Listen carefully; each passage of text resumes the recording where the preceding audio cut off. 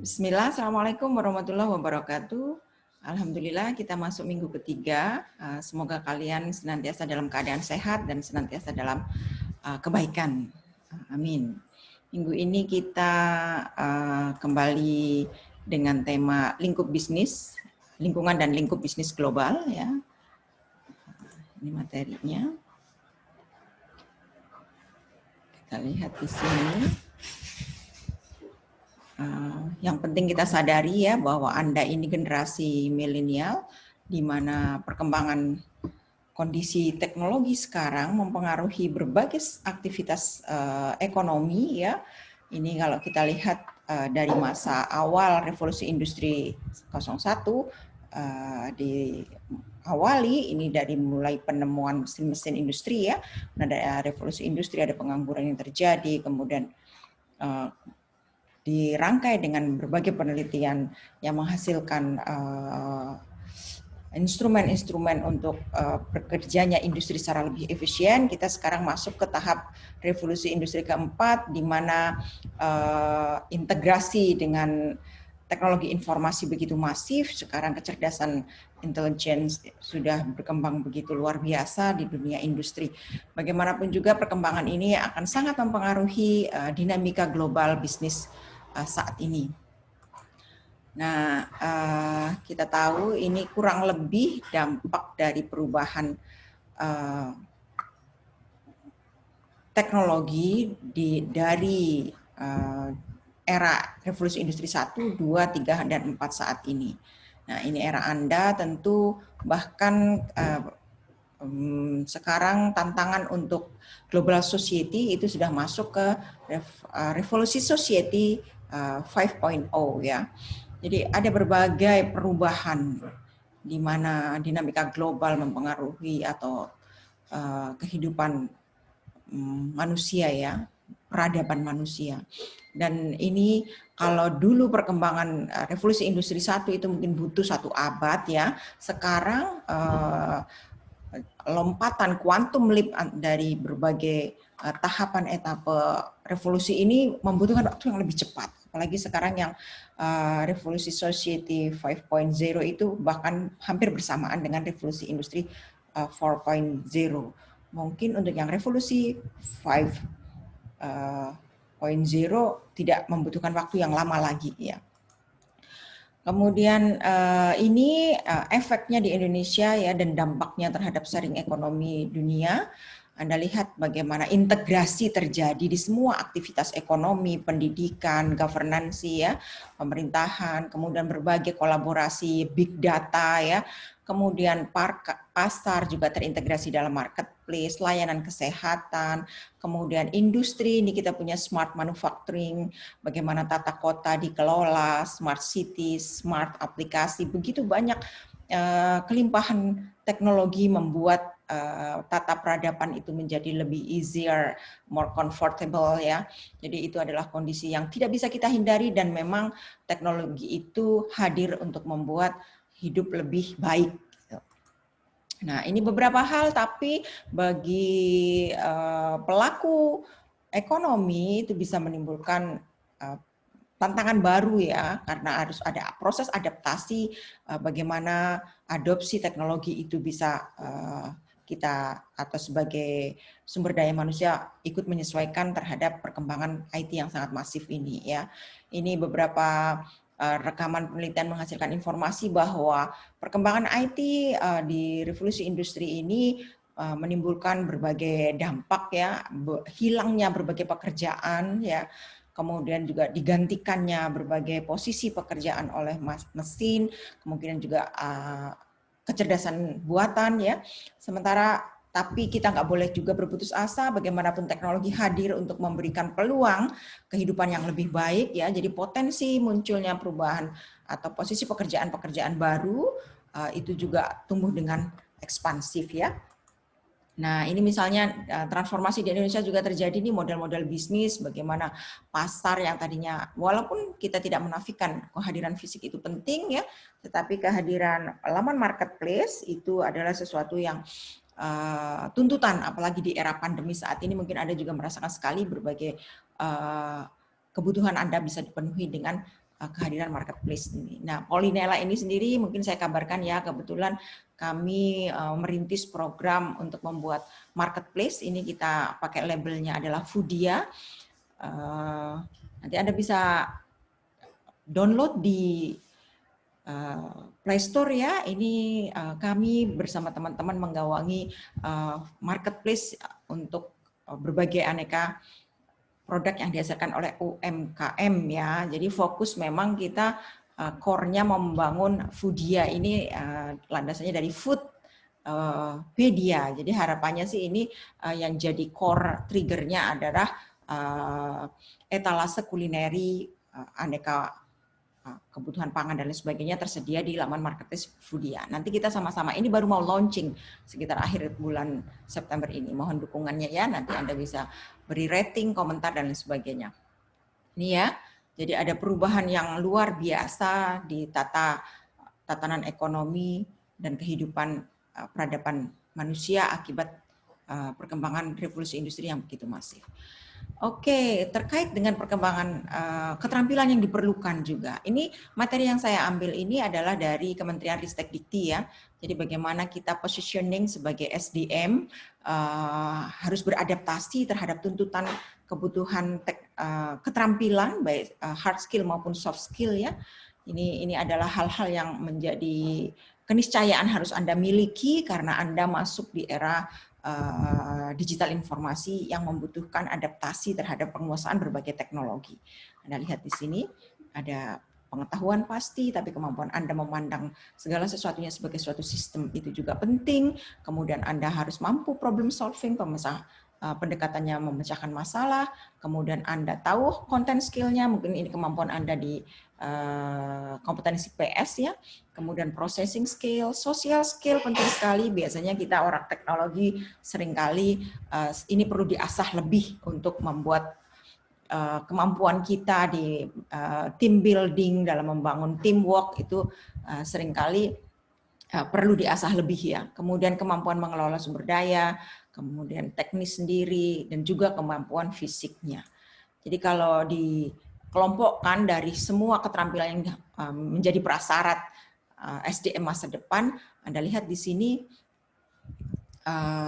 ini dikelompokkan yang utama itu ada 5, ada kemampuan kognitif ya, mungkin di bawah aja yang mengganggu ya.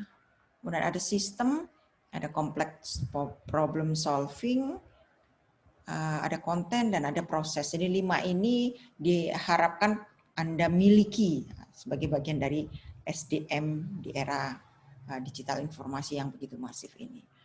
Nah, ini salah satu upaya kita merespon. Nah, untuk pendidikan tinggi ini ya, ada banyak sekali skill yang boleh jadi tidak ada diasah dalam kurikulum program studi Anda.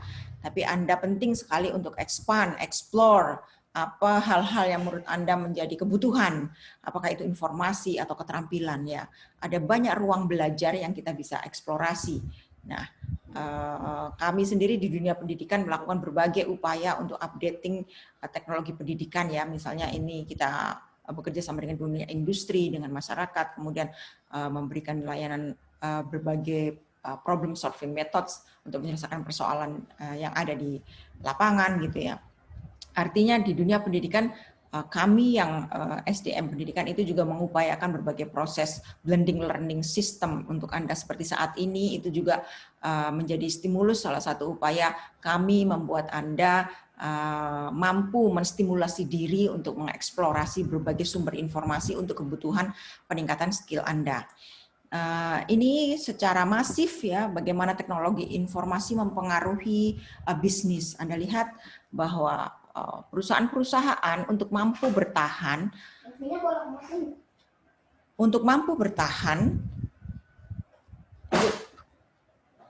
jadi itu membutuhkan berbagai strategi ya. Jadi bagaimana dia perlu meningkatkan proses bisnis, kemudian mempromosikan berbagai inovasi bisnis hingga memastikan pelanggan itu loyal sehingga bisnis berkelanjutan, dan juga hubungan dengan pemasok yang memberikan efisiensi dan keuntungan itu akan makin smooth, makin lancar, makin cepat, makin tepat, dan mampu berdaya saing kalau menggunakan IT ya. Ini outcome-nya perusahaan juga akan meningkat efisiensinya, bisnis akan lebih variatif peluangnya, kemudian kita juga mampu mengelola bagaimana nilai-nilai pelanggan untuk tetap menjadi pelanggan yang setia pada bisnis kita.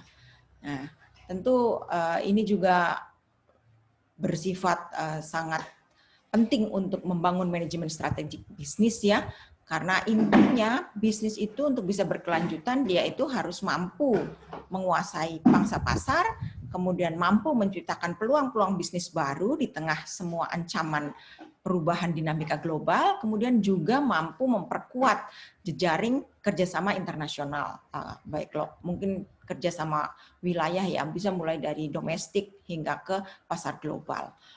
Nah, rantai nilai dari sistem informasi sendiri itu akan menentukan keunggulan daya saing. Anda kalau tertarik membaca tentang rantai nilai ini, Anda bisa baca dia Diamond Porter ya, untuk strategi bagaimana perusahaan itu bisa bertahan di tengah ancaman perubahan dinamika global yang sangat kuat ya. Ada berbagai strategi bisnis ya, selain Diamond-nya Porter, Anda juga bisa membaca tentang buku manajemen strategik Blue Ocean.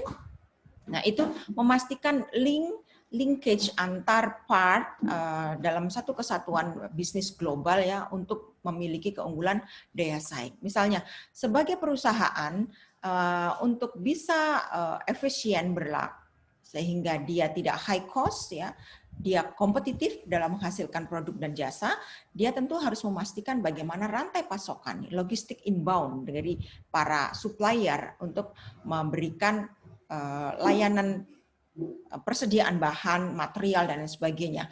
Dengan juga pengelolaan pergudangan menggunakan berbagai aneka komputasi otomatis. Kemudian di operasi sendiri, operasi proses produksinya, kita menggunakan berbagai instrumen otomatisasi sehingga manufaktur berlangsung secara efisien, cepat, dan bisa menyediakan produk dan jasa sebagaimana kebutuhannya pelanggan.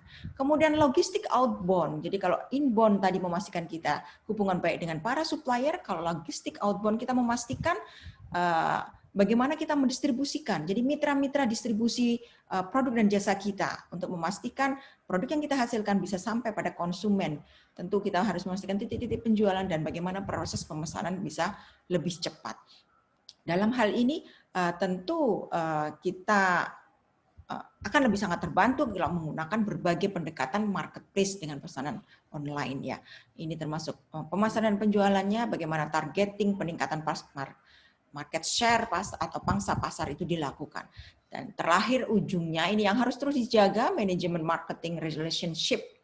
Ya, bagaimana kita menjamin hubungan dengan pelanggan. Kunci bisnis adalah kepuasan pelanggan untuk memastikan rantai pasokan pelanggan, bukan rantai pasokan, rantai distribusi kita bisa mampu memenuhi kebutuhan pelanggan, cost, delivery, and quality itu menjadi utama. Oke, ini ada dua video yang saya tampilkan di sini, bagaimana perkembangan industri kimia di masa yang akan datang. Kita simak sebentar untuk refresh ya. Yang video pertama Anda bisa klik untuk perkembangan revolusi industri. The chemicals industry is going through significant change. Several trends are combining and reinforcing each other to create a very different future. This new world creates both threats and opportunities for chemicals companies. To be successful in the future, they will need to be much clearer about how they create value for customers in ways that their competitors cannot. Trying to compete in an undifferentiated way will no longer be an option, so we will see significant changes. Strategy foresees some degree of breakup of the traditional specialties and the emergence of a number of new ways to play. Even if companies choose to stick with their current value propositions, they will need to build new capabilities if they want to continue being successful in this new environment. For example, capabilities in digital and sustainability are becoming increasingly important. Many of the established players are becoming aware that tomorrow's chemicals industry will look very different from how it does today. And an increase in activity and interest in mergers and acquisitions looks set to change the landscape even further. So, how should chemicals companies position themselves in this changing landscape? Successful companies make a conscious decision about their identity and their way to play in the market. To make these decisions, companies need to look inside, use a capabilities lens, and understand which unique capabilities make the difference, delivering their value proposition better than the competition. Then they need to focus all their attention on building those capabilities and turning them into a powerful growth engine that will allow them to win over time. In many cases, this is a new way of thinking, a new way of allocating resources and building cross-functional collaboration in order to support the capabilities that make a difference. And this is especially true for models that create value beyond classic chemical products. Companies that do this well and put capabilities at the heart of what they do make better strategic decisions and are more successful translating the strategic into the everyday. Strategy Act creates strategy that works. Oke, Anda tadi lihat bagaimana perusahaan industri kimia di masa depan itu harus mampu melakukan berbagai terobosan untuk strategi bersaing dan unggul. Nah, Anda lihat dari situ nanti lakukan analisis singkat perkembangan industri kimia ya. Anda lakukan beberapa telaahan dengan literasi web saja, searching, googling ya. Bagaimana di Lampung, Indonesia, dan dunia. Kemudian berdasarkan pengamatan Anda, uraikan masalah utama dan hambatan yang dihadapi bisnis di bidang kimia industri. Kemudian lebih lanjut, peluang yang dapat menjadi kekuatan di bidang kimia industri ini apa gitu ya. Tadi kan ada di video itu beberapa keyword yang menjadi strategi bisnis masa yang akan datang. Kemudian kita tahu tadi perkembangan revolusi industri dan revolusi society itu mengharuskan kita sebagai SDM itu memiliki berbagai adaptasi, kemampuan penguasaan teknologi. Nah, Anda sebagai mahasiswa TRKI, bagaimana Anda menempatkan diri untuk dapat berperan dalam bidang ini, khususnya di bidang kimia industri. Ada satu yang tadi lupa Ibu putar videonya, tentang bagaimana revolusi industri itu berlangsung, tetapi sepertinya Anda bisa search sendiri ya. Ini sebenarnya ada videonya di sini, tetapi tadi kita skip saja karena saya anggap Anda mampu mencerna ya bagaimana revolusi industri itu berproses dari 1.0 hingga 4.0. Oke, terima kasih untuk minggu ini. Semoga Anda selalu semangat menjalani hari-hari. Saya akhiri. Assalamualaikum warahmatullahi wabarakatuh. Kayak gitu loh, Mbak.